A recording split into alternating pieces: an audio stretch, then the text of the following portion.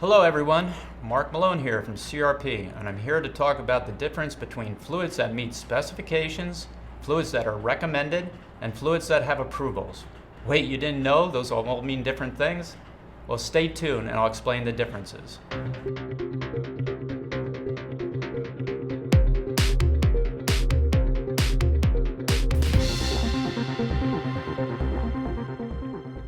Okay. Even if you've been working in the automotive repair industry for a short while, you've no doubt had to do an oil or transmission fluid change.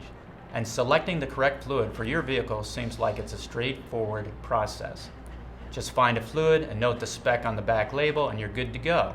Well, not so fast, because not all oils are created equal, and not every brand uses the same language in their performance claims. Take a look at the chart as we review Pentosin Super Performance 3 SAE 5W30 approvals, recommendations, and specifications. As you can see, in some cases, the car maker will issue an approval. An OEM approval is the highest level of endorsement. Our SP3 5W30 has approvals from BMW, Mercedes-Benz, and VW, meaning that each of these car manufacturers has signed a letter confirming that the product meets their demands and has passed all system testing, which often takes years to complete.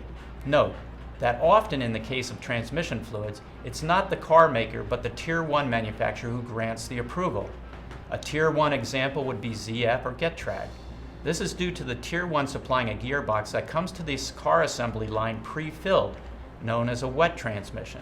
So the OEM is not purchasing the transmission fluid for production, but rather the pre-assembled wet transmission.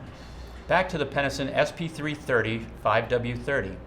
In some instances where a car maker hasn't given an approval, an oil can be referred to as a recommendation by the oil maker.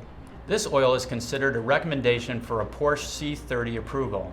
There are any number of reasons why a perfectly appropriate fluid may not get an approval, but a recommendation, especially one from a company as trusted as Pentosin, can be considered a very strong endorsement.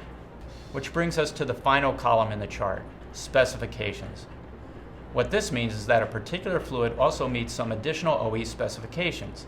API and ACEA are specifications, not car manufacturer approvals. Meeting a specification is one requirement needed to gain an OEM's approval. Note that some oil manufacturers can meet a specification but never apply for what can be a lengthy and time-consuming approval process. So they'll use the spec as a marketing message as if it is an approval. However, Pentosin, which CRP helped launch in the NAFTA aftermarket years ago, is very transparent about what is meant by each term. I hope I've added some insight to the world of approvals, recommendations, and specifications. If you still have questions about this video or any of the CRP Inside the Brand videos, feel free to post it below or on the CRP Automotive Facebook page. And don't forget to subscribe to our YouTube channel. Thanks for watching.